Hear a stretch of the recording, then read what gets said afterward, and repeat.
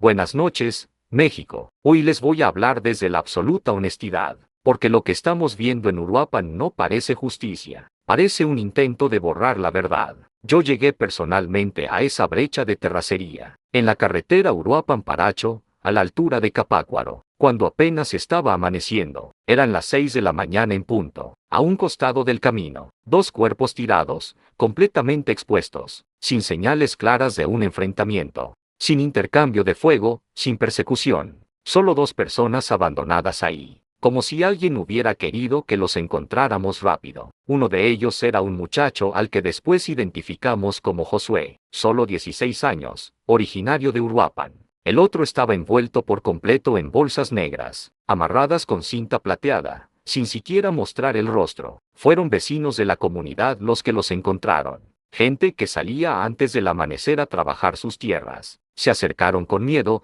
vieron que eran cuerpos humanos, y llamaron a las autoridades totalmente aterrados. Primero llegó la Guardia Civil, acordonó el área, aseguró el perímetro. Después llegamos nosotros, para coordinar el levantamiento cuidando la cadena de custodia. Mientras caminaba alrededor de esos dos cuerpos, yo ya sabía que, unas horas más tarde, el gobernador de Michoacán iba a salir en televisión a decir que eso era un avance en la investigación del asesinato de Carlos Manzo. Pero la escena que tenía frente a mí me contaba otra historia completamente distinta. No eran huellas de combate, eran señales de algo planeado, controlado, como si alguien hubiera decidido cerrar bocas antes de que esas personas pisaran un juzgado. Y aquí es donde empieza realmente esta historia. Para entender por qué estos dos jóvenes importan tanto, tenemos que regresar unos días atrás, a la noche del 1 de noviembre, al Festival de las Velas en Uruapan. Esa noche, Carlos Manzo, presidente municipal de Uruapan, caminaba entre altares y velas, acompañado de su hijo Dylan, montado en sus hombros. La plaza estaba llena, había familias enteras, turistas, música, cámaras, teléfonos grabando todo. Pero también había algo más, había tensión en el aire, porque semanas antes, Carlos había encabezado la detención de un operador importante, de una organización delictiva muy poderosa en la región. Lo expuso públicamente, pidió refuerzos federales, denunció amenazas, declaró códigos de alerta. Sabía que la respuesta iba a llegar. Esa noche, entre la multitud, un joven de 17 años se fue acercando, paso a paso, sin que nadie lo detectara a tiempo. Llevaba un arma corta oculta, y cuando estuvo a muy pocos metros del alcalde, la sacó y disparó varias veces a corta distancia. El caos se apoderó de la plaza, gente corriendo, gritando, tirándose al piso, tratando de protegerse. Pero al mismo tiempo, hubo ciudadanos que reaccionaron con enorme valentía. Varias personas persiguieron al agresor, lo alcanzaron en cuestión de segundos, lo tiraron al suelo, lo sometieron entre varios. El muchacho quedó boca abajo, inmovilizado, sin capacidad de seguir atacando. Y es aquí donde ocurre algo que cambia todo el caso. Mientras el joven estaba en el piso, llega corriendo un elemento que supuestamente formaba parte de la seguridad. No llega agitado, no llega descontrolado, llega con una calma que llama la atención. Saca su arma, apunta directamente a la cabeza del muchacho sometido, y le dispara una sola vez. Más de 50 testigos vieron esa escena. Vieron como el principal agresor, el primer testigo que podía explicar quién lo reclutó, quién le dio el arma, quién le dio la orden, perdió la vida cuando ya estaba neutralizado. Hoy, incluso la versión oficial reconoce que se investiga ese hecho como un posible uso excesivo de la fuerza. Pero más allá de los tecnicismos, hay una realidad que a mí me preocupa profundamente. El joven que podía hablar frente a un juez, ya no está vivo para hacerlo. Regresemos entonces a la brecha de Capácuaro. El gobernador salió después a decir que los dos jóvenes hallados sin vida en esa terracería estaban vinculados al asesinato de Carlos Manzo, que serían parte del mismo grupo que operó la noche del ataque, que era una señal de que los responsables ya estaban cayendo. Pero cuando yo vi los impactos de bala, la posición de los cuerpos, la ausencia de señales de combate, me quedó claro que eso no parecía el rastro de un enfrentamiento. Lo que vi ahí se parecía mucho más a una ejecución controlada, planeada, a personas que ya estaban sometidas, y que recibieron disparos cuando ya no podían defenderse. Dentro de la investigación, ya teníamos testimonios de ciudadanos que recordaban haber visto a dos jóvenes merodeando la plaza horas antes del ataque. Los describían como delgados, vestidos con ropa oscura, nerviosos, tocándose constantemente la cintura, mirando hacia donde estaba el alcalde con su hijo. Cuando cruzamos los datos que teníamos, esas descripciones coincidían con los dos jóvenes encontrados en Capácuaro. Al revisar registros telefónicos, aparecieron llamadas breves a números vinculados a personas que vigilan para grupos delictivos en Uruapan. Es decir, los muertos de la brecha ya estaban dentro de la historia desde la noche de la plaza.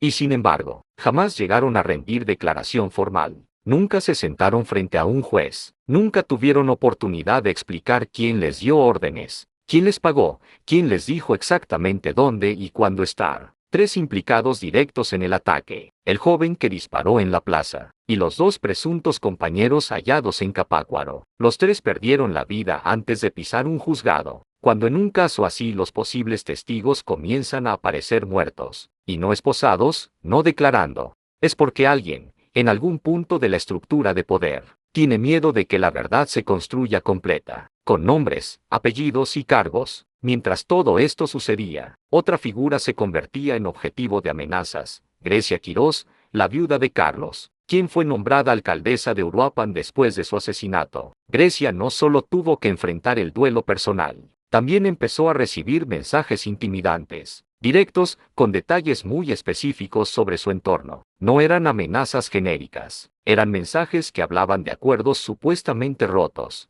y que advertían que iban a terminar el trabajo que habían empezado. Días después de esas amenazas, mientras más de 60,000 personas marchaban por las calles de Uruapan, exigiendo justicia por el asesinato del alcalde, un grupo armado irrumpió en una funeraria en pleno centro de la ciudad. Entraron con el rostro cubierto, agredieron a empleados, rompieron muebles, lanzaron mensajes de intimidación contra cualquiera que pensara colaborar con las investigaciones, y salieron caminando con una tranquilidad escalofriante, como si supieran que nadie los iba a detener. A pesar de que, en ese momento, la ciudad estaba llena de gente y de policías, ese acto fue un mensaje clarísimo: podemos golpear en el corazón de Uruapan, aunque parezca blindada. Exactamente 1 hora y 20 minutos después de ese ataque a la funeraria, nuestros equipos de inteligencia detectaron a dos hombres, con comportamiento sospechoso, vigilando de manera muy específica a Grecia durante un acto público. Los detuvimos antes de que pudieran acercarse demasiado. Posteriormente se les vinculó con una organización criminal que opera en la región. Esa detención, muy probablemente, le salvó la vida a Grecia. El patrón empezaba a quedar muy claro: el primer objetivo fue su esposo, el alcalde. El segundo objetivo era ella. Todo esto nos obligó a tomar una decisión inmediata. Grecia pidió protección federal de forma directa. Respondimos en menos de 24 horas. Hoy cuenta con protección permanente de elementos de la Defensa Nacional, que la acompañan en todas sus actividades públicas. ¿Por qué tanta protección?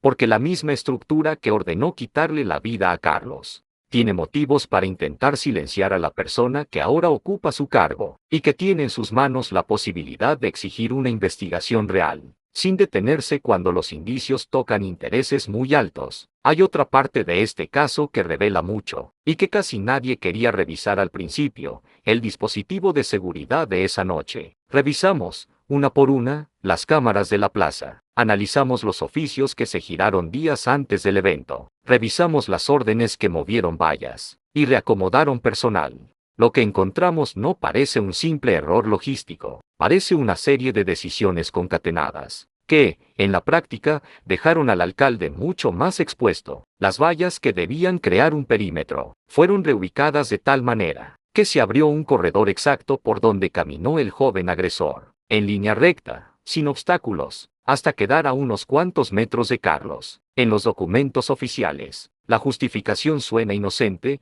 mejorar la fluidez peatonal en un evento masivo. Pero cuando cruzas esa frase con las imágenes de video, el resultado es que alguien abrió un camino directo para que el agresor llegara al presidente municipal. Al mismo tiempo, hubo modificaciones en la forma en que se colocaron elementos federales esa noche. Varios integrantes de los cuerpos de seguridad quedaron alejados del punto crítico, y las instrucciones específicas sobre por qué se movieron así siguen sin estar del todo claras para la opinión pública. Yo no voy a afirmar que todo eso se hizo con mala intención, Sería irresponsable decirlo sin una sentencia firme. Pero sí puedo decir, con toda claridad, que la suma de esas decisiones no se parece a una simple casualidad. Y hay un elemento más que no podemos ignorar: el dinero. Dentro de la investigación existen reportes de movimientos bancarios, depósitos fraccionados en distintos cajeros, en una ventana de tiempo muy cercana al ataque. En total,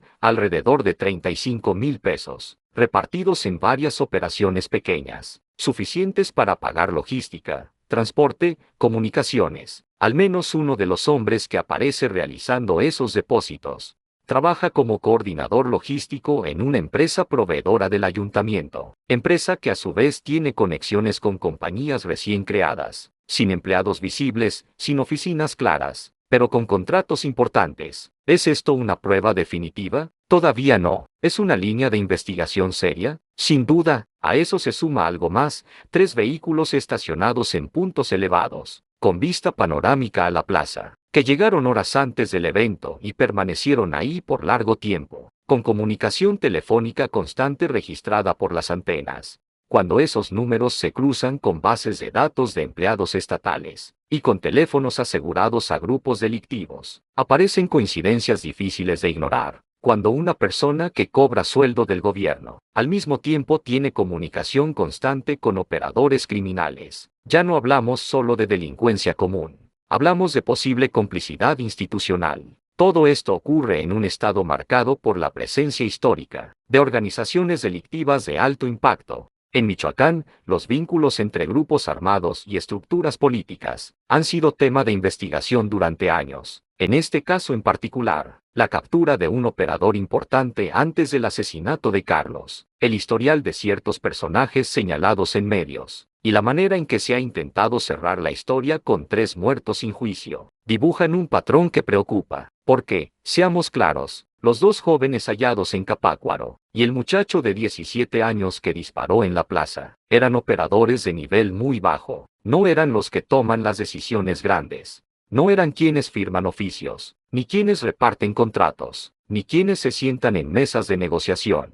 Eran piezas reemplazables, personas reclutadas para ejecutar una tarea puntual, y, según todo indica, descartadas después, para garantizar que nadie pudiera reconstruir la cadena hacia arriba. El verdadero poder detrás de este ataque sigue sin tocarse, sigue operando, sigue dando órdenes desde posiciones cómodas, mientras la atención pública se concentra en 3 nombres, que ya no están vivos para defenderse ni para declarar. Por eso, cuando alguien dice en una conferencia que ya están cayendo los responsables, pero no presenta peritajes detallados, no presenta cronologías sólidas, no muestra vínculos documentados, lo que está ofreciendo no es verdad completa, es una narrativa políticamente conveniente. Hoy tenemos 3 expedientes de personas que perdieron la vida, tenemos registros de amenazas contra la nueva alcaldesa, tenemos movimientos inusuales de elementos de seguridad, tenemos depósitos fraccionados rastreables, tenemos vehículos en puntos de observación con vínculos institucionales.